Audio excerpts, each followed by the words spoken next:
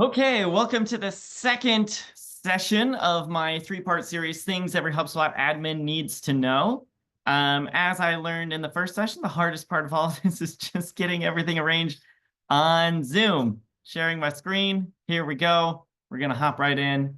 This is going to be good. All right, so I am Kyle Jepson, talking about optimizing HubSpot. This is second of a three-part series of Things Every HubSpot Admin Needs to Know that I gave at Inbound 2024, re-recording now. For those of you who couldn't be there or want to rewatch or share it with a friend, I figure my face is going to be right here beside this the whole time, so we don't need a picture of me on a slide. Here's the rest of me. This is my wife and 4 kids. We live in Boston. I love HubSpot. I'm super excited to spend some more time with you explaining how to optimize HubSpot. I can talk about HubSpot for a really long time. I will, in fact, talk about HubSpot for a really long time. But there are other things I like too. And if you ever want to get me talking about another topic, this bulleted list is a great one to pick from. Any of these things get me talking almost endlessly. This is going to follow a similar format for those of you who watched the video or attended the session on implementing HubSpot. Have this 3-pillar structure for this presentation. We're going to start out with platform features that are applicable to nearly all of you. Workflows and some reporting features are at the pro and above level. So if you're starter or free, that is less relevant, but still platform paints with a broad brush. I assume that's the most inclusive way to start. Then we'll move to the core hubs. I assume if you're using HubSpot, you're using one or more of these. So that's also broadly applicable to a lot of you. Then we'll end with the fancy stuff that maybe fewer of you are using, but I hope is still interesting and informative. Whether you're using these tools or not, it can at least help you understand what they are for. So we will start with a downloadable resource. If you are the sort of person who is in and out of HubSpot accounts all day long, you're a contractor, a freelancer, or a solutions partner. If you regularly find yourself in the situation where you hop into a HubSpot portal and need to figure out what's going on, this cheat sheet is going to help you a lot. That is not the focus of this session. I'm envisioning you as an admin who has owned HubSpot for as long as your company has been using it. You've got it all set up. You've been at it for a few years. Now you're trying to figure out how to take it to the next level. But if you just got hired as an admin at a place that has been using HubSpot for a while and you need to understand what's going on, this cheat sheet will be really helpful. For now, I'm just going to assume you know what's going on in your HubSpot account, and we can hop right into these platform level features. So let's start with object management. When it comes to optimizing HubSpot, you really need to know what you've got set up there and how you're using things. I highly recommend that every admin spends a fair amount of time looking at this data model management page. This is under the data management data model. I showed briefly in the implementing HubSpot, you can hover over these records or these objects and see how they're connected to each other. You can view details to get sense of usage and stuff. There's this lovely table view where you can see a list of all your different objects and how many records there are and how many tools they're used in. This is all great, but when it comes to optimizing HubSpot, the thing you really want to look at is this limits tab and the analysis tab. So these are both fairly new. You see, limits tab still has its new tag on it. This is going to tell you how close you are to hitting some of your limits in HubSpot. HubSpot has limits, and before we introduced this tab, there wasn't a lot of visibility into knowing how close to those limits you were. Now you can see them. So here, hopefully you can see it's a little small. But for me, I can have 15 million contacts. I only have 217. I am doing fine on this limit, right? And for all the different objects, you can see how you're doing on these different limits. I recommend right now, just pause this video, hop into your data model management area, look at this page, see how you're doing. If your bars are like mine, they're mostly gray, you're at 0.001% used, probably don't have to visit this page very often. But if any of these bars are getting close to the top, you definitely have some optimizing you can do. And I'm never going to suggest to you as a first option, upgrading your subscription or adding a capacity pack or something. Before you jump straight to paying HubSpot more money, I recommend that you look for opportunities to clean things up. Are there duplicates you can get rid of? Are there sources of records that are just pouring in data that you never use? Get really smart about how you're managing your data in HubSpot. This will highlight opportunities for that. But just in general, that's the best first thing to do. If you're actually growing like crazy and you need more than 15 million contacts in your database, Well, now that certainly you could have a sales conversation with somebody and figure that out. But again, in general, I think these limits are pretty generous, and I highly recommend that you figure out how to operate within them if you can. So that's objects. There's also associations. I love this page. One of my favorite pages in HubSpot because I've never been above this 80% usage limit. So it always just says sit and rest. It's nice to be told to sit and rest. Let's all just sit and rest for a minute. Okay, that's all the time we have for that. But if you ever hit this 80% limit, you will see things highlighted here. Now, what this is showing you is for every individual record and activity inside of HubSpot, it can only be associated to so many other records and activities. I think, for example, a note can only be associated with 10 or 15,000 records. This does not come up very often, I don't think. And the reason we can't give you a live list like we had of the objects in your progress bars is if you imagine every single record and every single note and every single activity listed out here constantly being updated with every time an association is added or a new note is made, that would take a lot to maintain, and it would be so overwhelming it wouldn't be that useful to you. What this is going to do is if you have a note that's associated with 10,000 records, or if you have a record that's associated with however many records, that's going to be highlighted here. And if you're getting close to that limit, this is another great opportunity for you to dig in and figure out what's going on. Why are there so many associations here? Do we actually need that? And just have that awareness. So those are two on record limits. Over on definition limits, there are only so many custom properties you can make. You have this progress bar here. I'm at 1.47%, right? Again, contacts, I'm at 98 out of 1,000, 9.8% use. None of these are very worrisome, right? If you come in here and some of your progress bars are pretty high, that's definitely something you should pay attention to. Maybe there's some cleanup you can do. You don't need all these custom, are you even using these custom properties? That's a good thing to do. But if you come in and it's low like this, probably not a lot of work for you to do. Calculated properties have their own set of limits. Here you can see I've got 5 out of 200. I've only created 3 contact ones, not on the company or deal level. I should work on that maybe. But if you're close to these limits, again, could be a good opportunity for cleanup. Make sure these properties are actually being used and that they're adding value. And if they're not, clean them up, get them out of there. It's just good hygiene for your database. Association labels are the names on the relationships, right? So for contacts to companies, I have an accountant, an advisor, a contract worker. There are different types of relationships people can have. I am also very low on these. This portal I'm showing you, it's just for demonstration purposes. I'm not actually running a business out of it. You may be closer to your limits. That's fine. Just make sure you're managing these things well. I don't want you to ever be surprised by running up against a limit inside of HubSpot. And then if you're an enterprise customer and you're creating custom objects, you'll see how close you are to your limit of custom objects. I've got 6 out of my allotted 20. I'm doing fine there. So this is just a good page. Again, I literally just pause this video, go look at this limits page if you haven't already paused the video and gone and looked at the limits page, and just see if you're close to hitting any of these. And if you aren't, great, sit and rest. Take a moment to breathe. You're going to be fine. If you are getting close, here's an opportunity for you as an admin to provide real value to your company by potentially cleaning things up or whatever the case may be. Then this analysis tab is super exciting. They're inside of Operations Hub. There's the Data Quality Command Center where you can see a lot of stuff. That used to be the only place you could see this stuff. Now, anyone can come in here. You as an admin can come look at how some of these things have been changed. So you can see all my different objects here. What we're seeing are daily updates on contact records broken down by source type. Counts are updated daily, shown in UTC time. And in retrospect, I can see some spikes here, right? This is a good thing for you as an admin to check every now and then. If there are spikes like that, make sure you know what's going on. When I first started preparing this presentation and I saw these spikes, I was like, holy cow, what just happened? But what happened here, is I turned on a calculation property, right? What happened over here is I turned on some workflows in preparation for these sessions.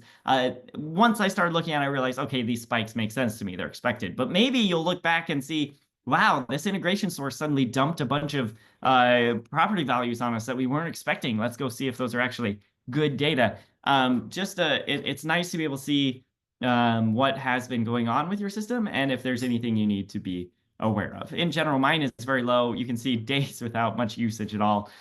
Yours will probably have a lot more interesting topography, but look for those outliers, see if there's things that you need to address. So that's the data model overview. Again, highly recommend you as an admin are spending time on that page on a regular basis. There's just a lot of good value there. Now let's talk about index pages. So for any true CRM object inside of HubSpot, you're going to have an index page that looks something like this.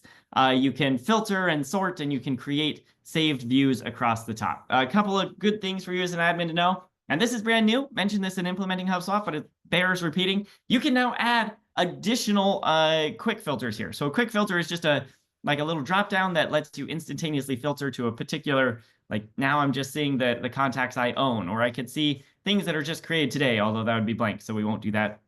You can add more if you want.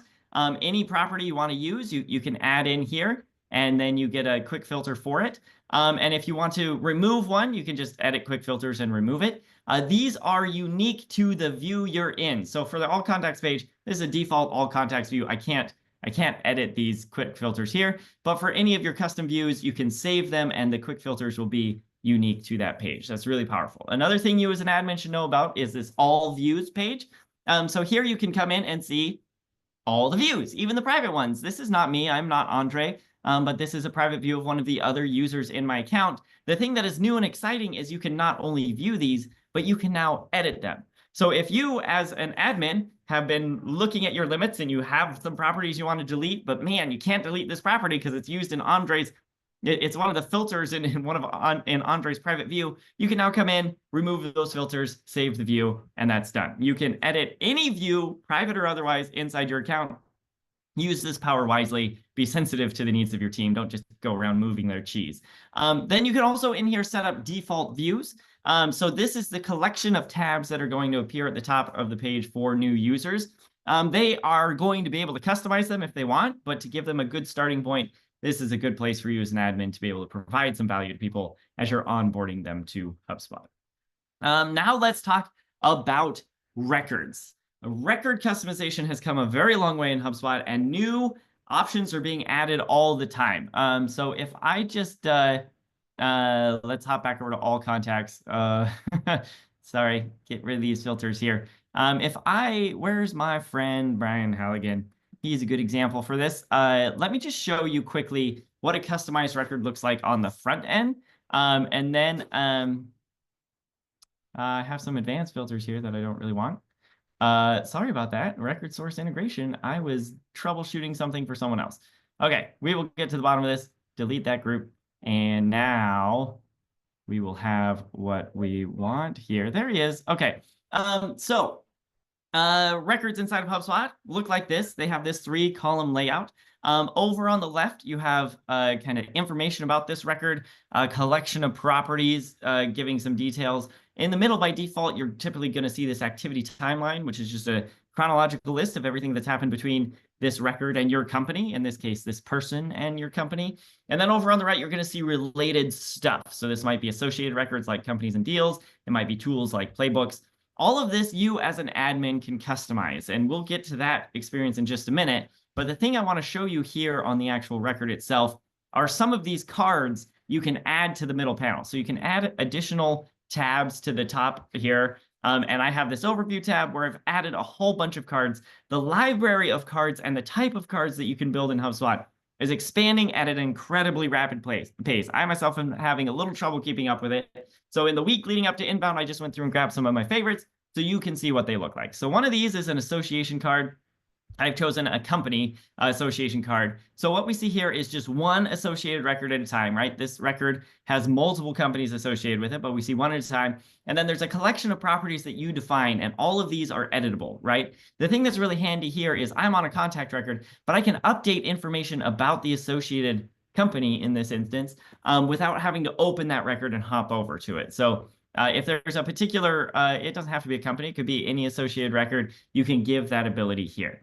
Now, you can also do this in an association table. The advantage here, sorry, that is not a HubSpot error. That is a Kyle's browser error. This is a deals association table. What I'm seeing here, whereas this is just one associated record, one company at a time, here I'm seeing all the associated deals in this table. And this is also this is a recent change. This is also inline editable. So if I need to go in and edit the close dates of these deals really quickly, I can do that again without having to navigate to a separate page. So this table view now with inline editing, super handy. Reports can be edited in this middle column. And the thing that's really important to know here is that if you have a single object report, for example, a deals report, which is what I have here, if you take it, if you just build a report of deals and look at it on a dashboard or in the report viewer, you're going to see all the deals in your entire account. You can filter it down if you want, but the default is to see all of them. Once you take that single object report and embed it on a particular record, you're going to see just the data associated with that record. So putting a deal report on a company a record can actually be really powerful, because then you'll see a history of all the deals just for that company. You can see a forecast. If there are a bunch in progress, you can see what's been closed in the past. Here we're seeing the ones for this record. Really a powerful thing to do. This is an option when you report, when you embed a report, you can choose whether it's just the associated records or all associated records. But I think the ability to show just the associated records in this visual layout is really powerful. A new one is this property date tracker. You select two properties and it gives you a bar, a progress bar between those two dates. So if you're thinking of like a project-based thing or a go live date after a deal closes, or, you know, from the day the deal was created till the day it's supposed to close, you can see visually how far you've progressed on this, rather than having to take two dates and do some math in your brain. And then you can also add editable properties to this card if that's useful. Stage tracker. I think this one makes more sense on deals than on contacts. You can see the deal stages. You can update them by clicking on them. This one is showing lifecycle stages, but you can see, you know, all the different steps, how long they were in each one, and you can add again some editable properties down here if you want. Quick actions is a new one, and this one is so exciting because there's never been a way for admins, without doing a bunch of coding, to add clickable buttons to CRM records. Now you can. This is a no-code process. You just select the button you want to add. You can do things like add a note, and that opens the note creation box here. You can create a contact, and that opens the contact creation sidebar. If you want to view a URL, this is not HubSpot UI. This is, again, the browser I'm using, but you can open an external UI in a new tab. And then if you want to view a particular page in HubSpot, I have this one linking to the sales workspace, right? You can add that button there. Again, this just launched recently within the past week or so. I'm very interested to see how it develops. I would love to be able to add some written instructions, right? Under what circumstances should you click these particular buttons? But you can add, I forget, 5 or 6 buttons here. And it's great that in a no-code way, you have a bunch of flexibility in the buttons you can add. Recommended enablement, this surfaces playbooks. So if you want to take playbooks out of the right sidebar and put them in the middle, you can do that. All-bound timeline essentially takes that timeline that we saw before, turns it on its side, and the thing that's really cool here is it separates out outbound and inbound activities. So up here, you would see all the emails and phone calls and things you've made, and down here, you would see all the emails and phone calls you've received from this contact. And if there were any here, we'd be able to click on them. They'd open a sidebar. We could dig into what happened there. It's just a great visual way to see what's going on with a particular contact. And the way the product team built this is a reusable component. So I'm hoping that other standard cards coming to HubSpot in the future will use calendar views like this. I'm excited to see what they build. Then finally, product history is one of my favorite cards. You can drop this on here, and for all the associated deals or orders, if you're using orders, I'm looking at deals here, you can see the quantity of every line item. You can see the average unit price. You can see the total price, the date of last purchase. Rather than having to chase down all the individual deals and look at all the line items and build a spreadsheet or something to understand which products this contact likes best and how much they're paying for them, you can see it all here in a nice tidy table. So those are some of my favorite cards. Now let's look at the experience customizing this view. So you can create team views. I think that's a great thing to do, and I'll explain that in just a minute. But for this example, we will just edit the default view.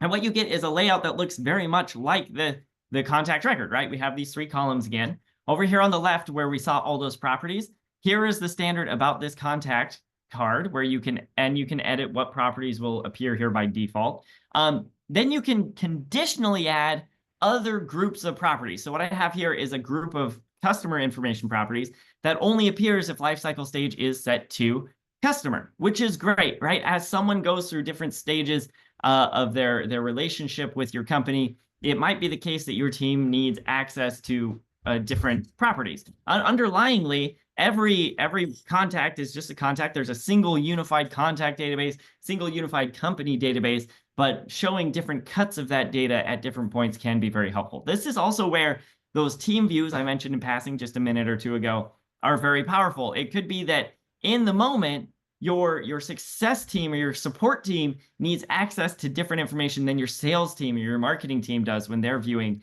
a record. And again, it's the same record no matter who's viewing it, but showing different groups of properties based on a particular property value or based on the team a user is on can be very powerful. You as an admin can get very nuanced here in the data you are surfacing.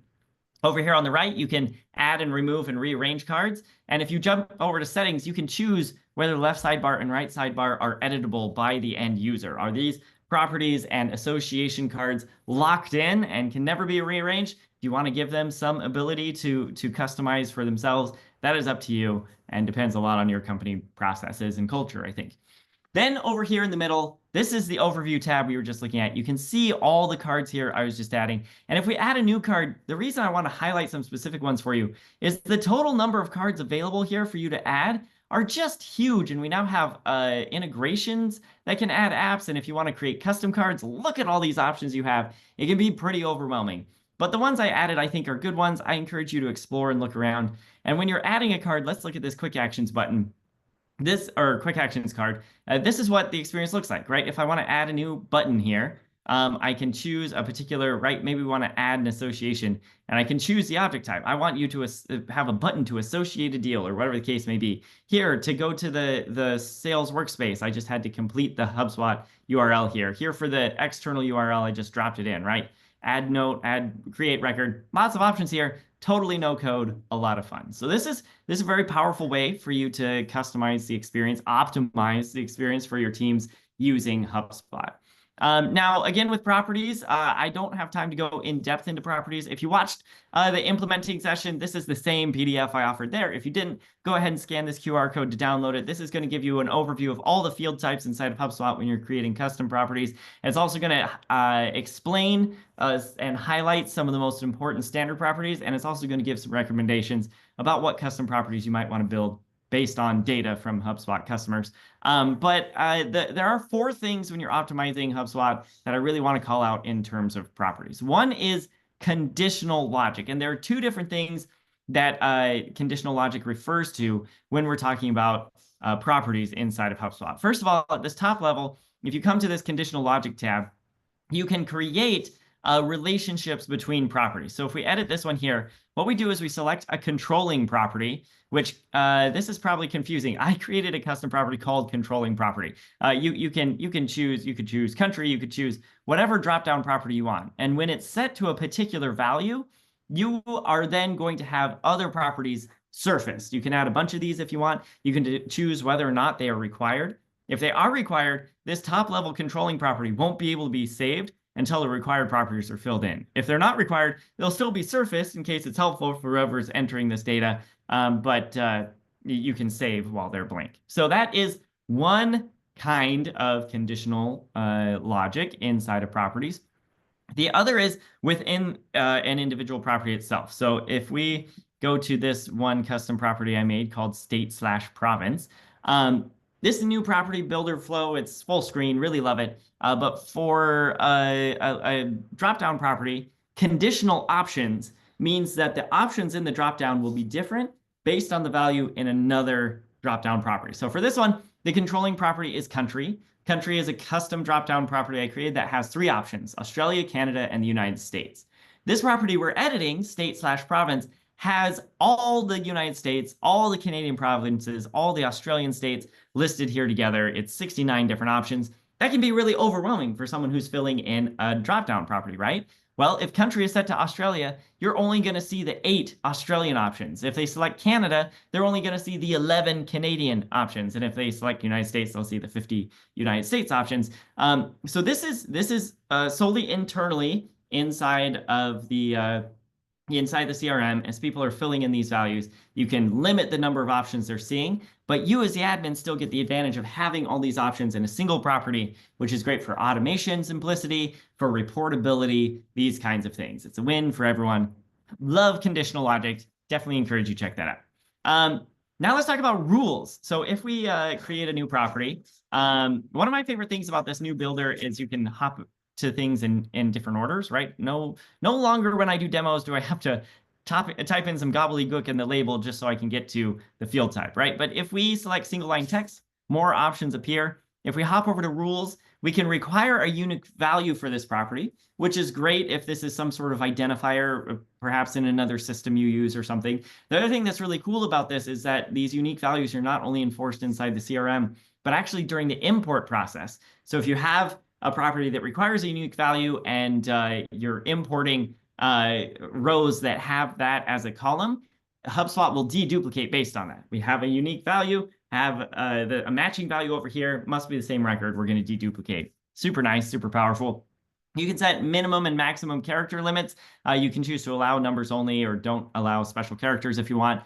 Similarly, in date properties, so we have date picker, and we also now have date and time picker properties, which is a huge new feature inside of HubSpot. But you get different rules for different field types, right? Now that we're talking about dates, you can say we only want future dates, only want past dates, want a specific date range. We can limit this to Monday through Friday. All of these rules are now enforced inside the CRM. The new forms builder, that multi-step form builder, is building support for this also. The form will validate and enforce the rules that you're setting up here. I've had a little trouble with it. Sometimes works, sometimes doesn't, but I expect once that builder is fully out of beta, these rules that you set up here will apply equally well inside the CRM and on your forms, which is just a great win for consistency. Sync properties are a new field type we released this year that are great for optimizing stuff. And so if we think of, we're creating a contact property here. Let's imagine we want to know the contact's industry, but we define their industry based on what their associated company is, right? We don't want them to have an industry that's independent of the company they work for, because that doesn't even make any sense. So what we can do is we can say we're going to select a company property and we're going to grab industry. And then we can say, do we want the first created or most recently created? For something like this, I think what will make the most sense is to use an association label and just for your primary company, whatever its industry is, that's your industry, right? And so what you get here is a read-only property that appears on the contact record that pulls that information from the company record. So now you have that information on the contact record. You can do all the things with it that you would intend to do with a property, but it doesn't have to be manually updated and it never gets out of sync with the company. I think that's really great. And then custom translations, I'll just touch on this briefly. There are probably a smaller group of you that will benefit from this, but those of you who will benefit from it, it's very important that you know this exists. This is another new feature, just came out this year. And if you come over to the translation section here, what you can do is if you think of the UI inside of HubSpot, there's lots of words here, right? And if I change my personal profile settings to be another language, all these words will get translated. The HubSpot UI is available in a lot of different languages, but what doesn't get translated is your custom properties, right? If you create a custom property, its name is whatever you name it, whatever language you're operating in, it will appear exactly verbatim that way, regardless of the UI someone selects, unless you set up these custom data translations. So the way this works is you can add a translation, you select the language you're interested in, right? Let's say we want to do Japanese. And what we'll get is a spreadsheet that we can download. We will export out a spreadsheet. It'll have a list of all your property names, and then it'll have a column where you can put in the Japanese equivalents for all of those. Then you can import that and turn it on. And what you'll get is something that looks like this. I did this for French. It's yellow because we're missing translations. You can see I only got 9% of the way through before I got tired and gave up. But you can see when it was created and when it was last updated. You can turn it off if you want. But once you upload that in, you as an admin can see what percentage is translated. This will update as you add more properties and things. And this way your users can have a fully translated HubSpot experience. If you're operating in multiple languages, this is a very powerful tool that you should be aware of. Again, in this session, similar to last session, don't have time to talk about reporting. We will go into reporting a little bit in the troubleshooting section. But if you want to know my thoughts on reporting in HubSpot, go ahead and scan this UR code, download this PDF. It's the same one as the last session, so if you got it, you already have it. If not, go ahead and scan it. It'll tell you which tools have reports built in, where to find all those, which reporting tool to use for different situations, that sort of thing. just a good guide for getting started on reporting. Reporting is very important, not just for implementing, but also optimizing HubSpot. Your reports are going to guide you in knowing what needs to be optimized. So definitely recommend checking that out. Now let's talk about workflows. There have been some cool features added to workflows this year that will really help you optimize things. So let's start with the Analyze and Help tabs. So if you go over to workflows, workflows a year or so ago got this new look. Looks very much like an object index page. You have views you can save across the top. You can also organize things into folders if you want, and you can do subfolders and sub-subfolders if you want.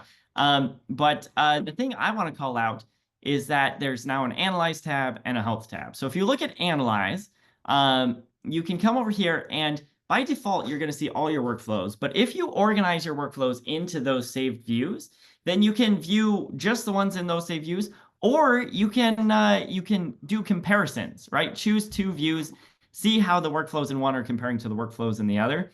This can be a really good way to compare performance, to see opportunities for improvement between different categories of workflows, however you care to organize them. You can change the date ranges here, comparing the past two weeks, months, quarters. You can see high-level stats here at the top. You can see change over time. You can see opportunities for automation. Just a lot of good stuff here. Then if you go over to health, you can see real opportunities for optimizing things and fixing problems. What you're going to see here, there is a tab. We'll cover this in the troubleshooting webinar. I don't know what to call this now, session. Where there's a tab that highlights workflows that need your attention. They're having errors of some kind. Hopefully, Workflow Health reports this workflows needing review as of today. Hopefully, this is going down, right? 180 days ago, maybe you had 8. Now you only have 2. I haven't fixed any of my problems in the last 180 days, so that's probably a problem. Unused workflows, also, you probably want to see that going down. You don't need a lot of workflows cluttering things up if they're not turned on. Here are the ones you can delete. Here are the opportunities to review workflows with issues. You can see how this is changing over time. So that's Analyze and Health. Scheduled Shutoff is a great new feature, very exciting, but it's emblematic of a lot of new features that are now available inside the workflow builder. So the canvas here where you build your workflows, a sort of more subtle change that happened earlier this year is that it now has this menu across the top, right? And under the file menu, you can do file-y sort of things like delete and export. Under edit, you can do things like, copying and pasting and stuff. Settings is the one I really want to call out. You get this slide out bar and schedule workflow turn off automatically. This is a switch lots of people have wanted for a long time. It's now here. You flip the switch. You can set the workflow to turn off at a particular date and time. If your workflow is supporting an event of some kind, you should absolutely use this this feature, right? When the event comes, you probably don't need the workflow running anymore, but you don't want to have to yourself remember to go in and manually turn it off. You can now set that up.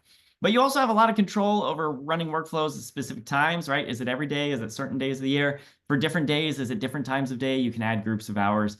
You can also determine when the workflow won't run. If you have holidays your company observes or something, you can set these annually, that kind of thing. Notifications are a really great way for you as an admin to optimize. You can get notified when this workflow needs reviewed. You just turn that on and choose what users or teams are getting notified. And then you can also get notified if the enrollment rate changes. Now, when we first rolled this feature out in the past year or so, it was just a manual range. You had to say if the daily or weekly enrollment amount increases or decreases a certain percentage amount, you're going to notify these users or teams. You can still do that, or you can now use AI detection, and it will just monitor, and if it sees anything that feels like an anomaly, it'll send a notification to the users and teams you select here. So that's super cool. And then down at the bottom, you can just choose whether workflow contacts getting enrolled in this workflow get unenrolled from all other workflows they're in or specific workflows they're in, just to make sure you're not double hitting anyone with the things you're doing and automating in workflows. Then the last thing is action sets. Action sets is one of my favorite new things. This is really, I'm realizing I forgot to mention action sets in Inbound. So bonus content for those of you watching me on YouTube.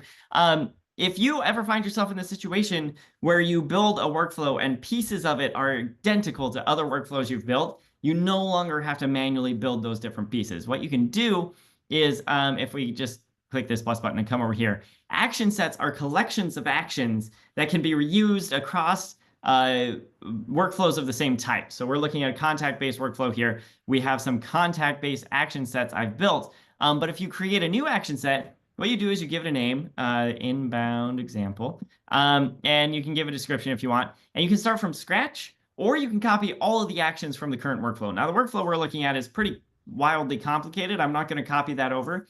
But if you've built your full workflow and there's just a selection of it that you want to use, you can copy all the actions and then in this builder, remove all the ones that are not necessary. But if we just start from scratch, what you'll see is basically something that looks very much like the workflows canvas. It's just a little different in that there aren't enrollment options and it's pared down a little, right? That menu we were playing with, it's not here. But you can add all your different actions here, right? Enroll in a sequence or whatever, choose some values, and we'll just do contact owner and save it. And we could add branching logic if we want. We can build whatever we want, and then you'll have this reusable action set that you can use in any of your contact-based workflows. Works for other types of workflows too. You just can't build something in a contact-based workflow and then use it in a deal-based workflow, for example. So this is a thing you can do. Super fun. Really will boost your efficiency as a workflow builder.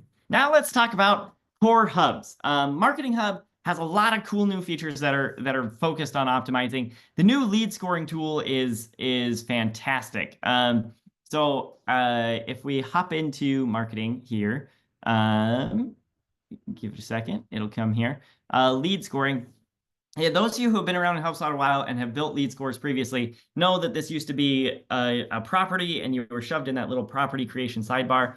Now, when you create a score, you can choose whether you want to make it a contact or company score, and you can choose whether it's going to be engagement or fit. Now, fit hopefully won't change over time, right? If we're talking about a company fit, we're talking about the industry it's in, the location of it, right? If you can do business with certain countries or you can't, right? You serve certain industries or you don't. A company is not going to suddenly change industries typically. So a fit score will stay pretty static. Whereas an engagement score may change over time. And if we build a contact engagement score really quickly, you can add different groups of things. The thing that's really cool for engagement scores is that you can add a decay, right? So if we add some event criteria, maybe a form submission, right? We can say how many points are going to be added. We can add multiple events here and put a cap on this group and have multiple different groups. But then we can also say we want to reduce this by a certain percentage every month, 3 months, 6 months, or 12 months, right? Because if someone submitted your talk to sales form today, oh man, get the sales team talking to them. That is a high lead score, right? But if they filled it out 6 months ago, well, maybe lower score if they haven't taken any other actions. So that decay is going to be really powerful. Once you get all your criteria and points assigned, you can choose if this applies to all contacts or just specific contacts or people in certain lists. And then in the settings, you can set score thresholds to color code things. You can name the property, and this is now going to be a property you can use. If you have scores built out in the old system, no worries. Those are not going anywhere, and you can just create this new score and compare them side by side and decide which one you like better. We're not going to push anyone out of the old lead scoring model, but this new tool has so many new additional features that I think it's really worth your time checking it out. I think it'll help you optimize a lot of your lead scoring. Analytics Suite is a new set of reports. We'll exit and discard these changes. So if you've ever looked at this reports tab, under reports, there's been sales analytics and service analytics for a while. These are cool reporting tools where you have out-of-the-box reports with all these different things built right into them, filters that you can edit, and an explanation of what the report does. You can fine-tune it and edit it and then save it on dashboards. Marketing has not had that until now. Now it does. So if you come to Marketing Analytics, you get this homepage where it explains some of the things at a high level. And then if you expand this out, those of you with Marketing Hub Enterprise will have multi-touch and attribution and current customer journeys here. You can look at your ads and forms and other channels, right? If I was sending emails and things, those would be here too. Lots of web traffic analysis, and then this contacts report that has been here for a little while, but was all by itself, now has all these friends hanging out with it. And again, you get these filters on the right side. You get this explanation of what the report's about. You can save it. Lots of things you can do here. Definitely recommend exploring those reports, not just in marketing, but in sales and service too. But right now we're talking about marketing. And then Marketing Home is super cool. This is a designed for marketers to be a home base, but I think all of you as admins will hopefully see some value in this for you as a homepage. I think it's pretty fantastic. So here you can see the forms I've been working on, the workflows I've been working on, all the assets I've recently edited are just right here. And if I want to pick up where I left off, I can just click on them and go there. Love that, not just as a marketer, but as someone who's building stuff in HubSpot, right? Over here on the left, I can see I have 2 pending approvals. I can see those 8 pesky workflows that need my review, and I can hop right in and address those things, right? Lots of good stuff here. Because it's in beta, there's an opportunity to give feedback. So if you'd like to request additional things to be put here, now is your time. Opt into this beta and try it out. I love Marketing Home. I think it's really great. Over in Sales Hub, biggest thing you're going to be optimizing initially, the thing that will apply to all of you, regardless of the level of your subscription, are these deal stages. So in the implementing HubSpot session, I said, the most important thing to do is get your pipeline set up, make sure these names and these probabilities are established. That is absolutely prerequisite to anything else inside of Sales Hub. If you haven't done that, by all means, please don't do anything else. Just start with that. But once you've got those, you can start playing around with these other things. If you want to add conditional properties, these are properties that will be surfaced when a deal enters this deal stage. And you can choose whether they're required or not. If they're required, the deal won't be able to move into that stage unless the sales rep moving it fills them in, but you can make them optional. This is just a little bit of light process enforcement, making sure your reps are collecting the right information. I definitely encourage you to be thoughtful about these. If you make it really difficult to move a deal into a new stage, there's like 30 required properties that the sales rep might not immediately have the information to. You're just going to discourage sales reps from updating their deals. And so you got to be careful about this. But this can be a really good way to make sure the right information is being collected as the deal progresses. You can also set up pipeline rules if you want to limit deal creation to specific stages, right? A deal has to start in the first stage, for example. That's what I have set up here, my appointment scheduled. You can restrict deals from skipping stages, and you can edit these if it's all stages or select stages. Same for restricting deals from moving backward. You can control deal editing access. So when a deal enters a certain stage, it can now only be edited by certain people, or you can add an approval stage where the deal can't move past unless an admin approves it. There's automation built right in here, similar to a workflow, just lighter weight. And then deal tags are just color-coded tags that you can put on deals to make them pop, right? This one needs a contact added to it because it doesn't have any contacts, or this one is stale, it hasn't been updated in 90 days. A little bit of color coding to guide your reps in their priorities. Next, let's talk about leads. Leads, typically, if I've ever talked to you about leads, I've come to the sales workspace. But now what I really want to call out to you is leads have, we're calling it a summary page, but it's basically an index page. It's a lightweight index page. There aren't saved views. There's not a pipeline view. But for you as an admin, this page is really significant for a few reasons. First of all, you don't need a Sales Hub seat to access this. So if you are a Sales Hub professional and you have seated sales reps and they're using that sales workspace to manage their leads, you don't have to assign yourself a seat. You can just come to this page. You can bulk assign leads to different people. You can edit them. You can see all the leads and understand how they're going on. You also get this Analyze tab where you can get reports about how they are doing, right? So this is really powerful. This is an important page for you to be aware of if your team is using leads. Additionally, if we go into the lead settings, you can now have multiple lead pipelines if you want. You can create different pipelines, and those can be set if you're creating a lead through a workflow. You can set the workflow at the time the lead is created. In fact, you have to, because you have to tell it what stage and pipeline to be in. And so if you want to divvy up leads that way, that's going to be really powerful too. So those are some leads updates. And then dynamic sequences are super cool. If you've used sequences, they've been around almost as long as Sales Hub has been around. They are just a series of either automated emails or tasks, or a mixture of the two, automating your a rep's outreach to a particular contact. What we now have with dynamic sequences is a little bit different. So first, you start with an automated email. Dynamic sequences always start with an automated email, and then you can add additional automated emails here. I think you can have up to 4, and you just say what they are, right? And there they go. What happens is, now, like any other sequence, this sequence will be terminated if the contact replies or if they book a meeting using meeting link. But what the dynamic sequence does is it listens for lighter signals of engagement, right? If there are 2 opens or 1 click, then you're going to kick off a series of tasks, right? Maybe it's time for the sales rep to get on the phone and call this person. This runs in parallel to this sequence here, so you can get kind of more nuanced in the way you're doing this. I love this settings gear here. These are currently grayed out. It has to be 2 email opens or 1 click.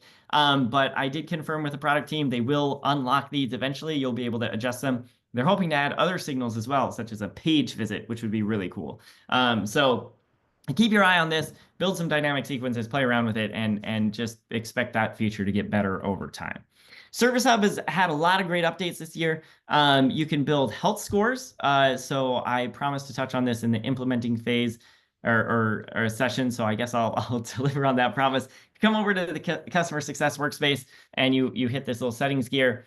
You can set up health scores. And what these are, this looks very similar to the lead score builder we were just looking at. But one important difference is that on lead scores, you can only add points. For health, you can add or subtract.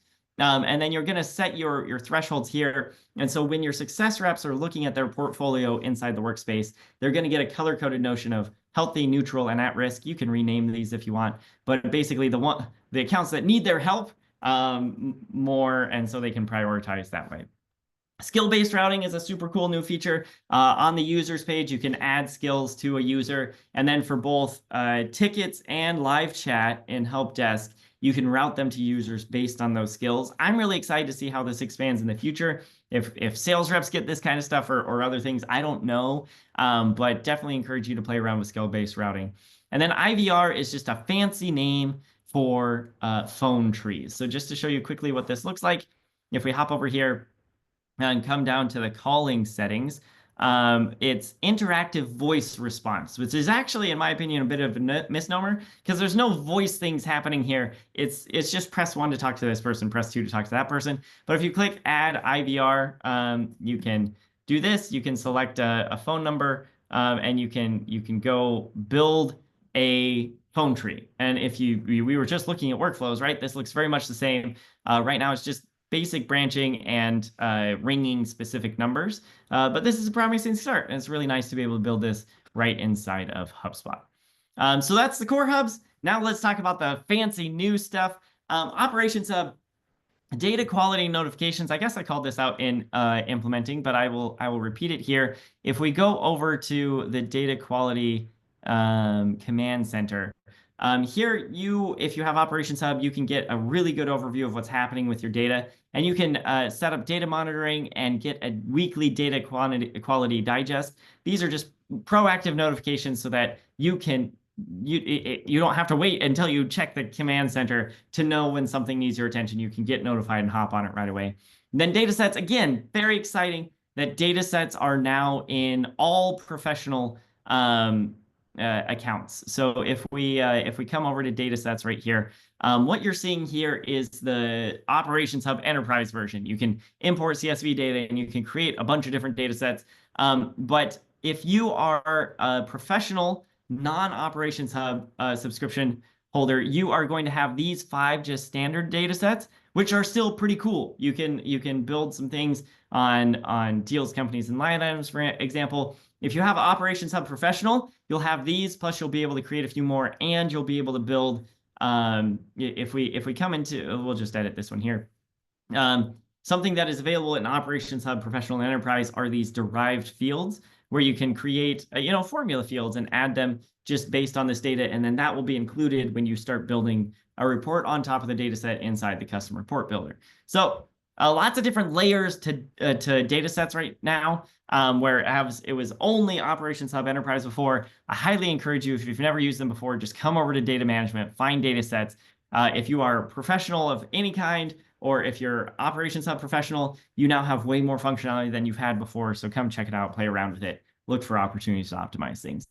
Content Hub is all about optimizing. Remix, brand voices, case studies, these are all super cool. I'm going to take a little more time now than I did in Inbound because I don't got to get off the stage and let the next presenter present. I had to breeze over these at Inbound, which made me a little sad. So kind of the poster child of Content Hub are remixes.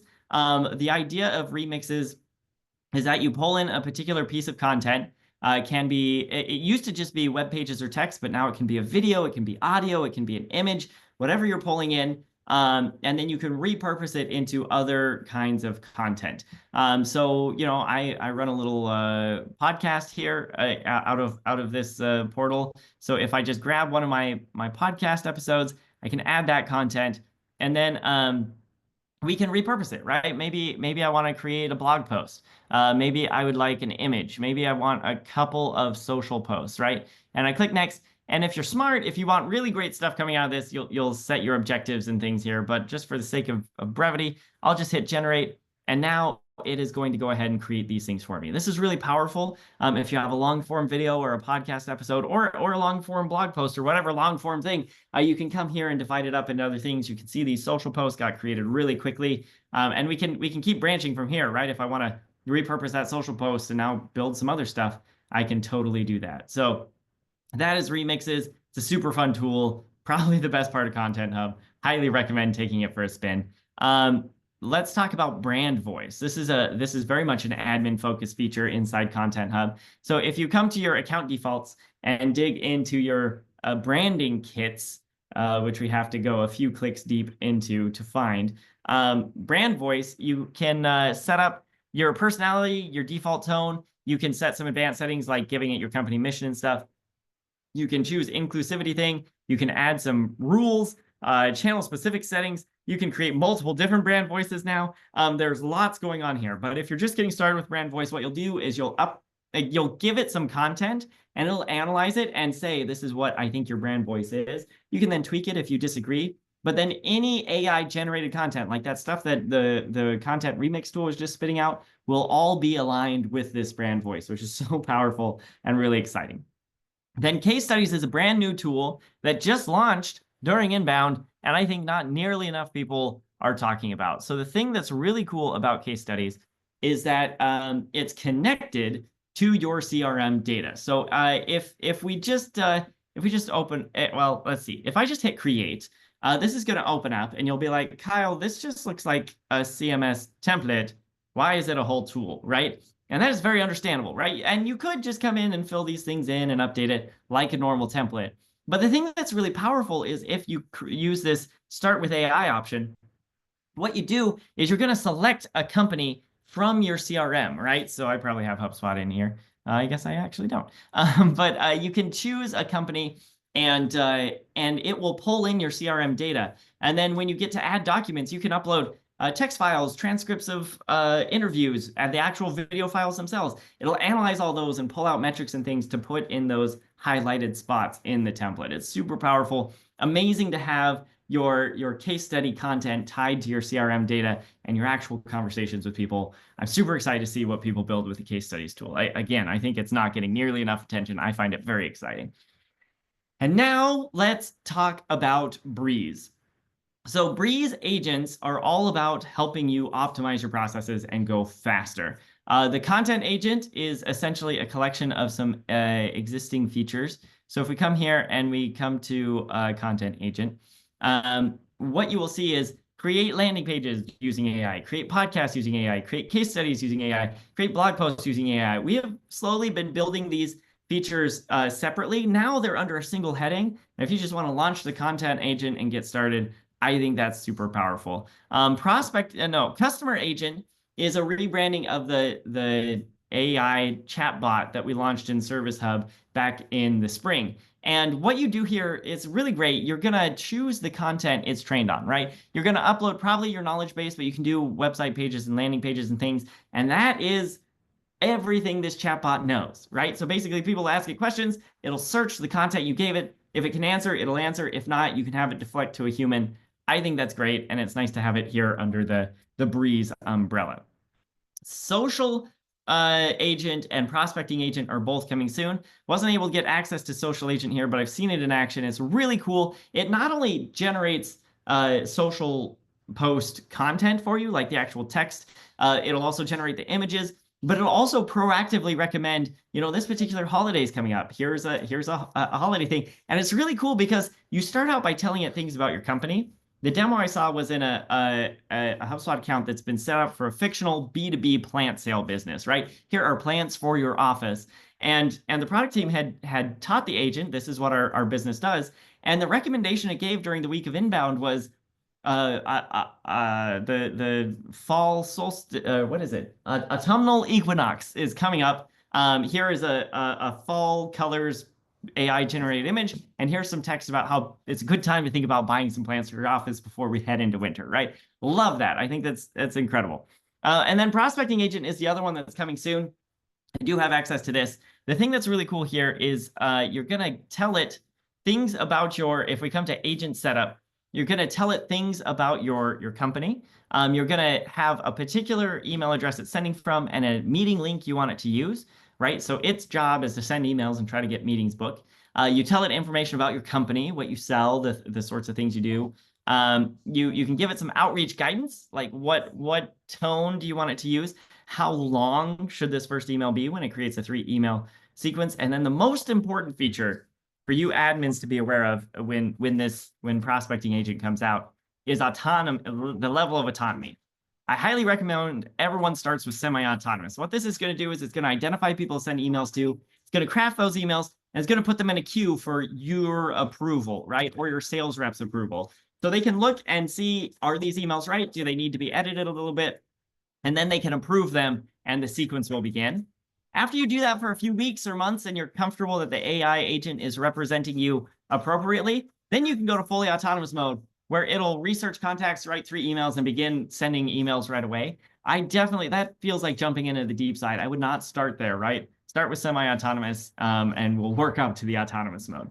So that is what I've got for you in this session. Thank you so much for joining me. I run a user group for HubSpot admins. Scan this QR code to see our list of upcoming events. It's every week on Tuesday. We'd love to see you there, and I hope this was helpful. Thanks so much for being a part of this, and hope to see you in the troubleshooting HubSpot section.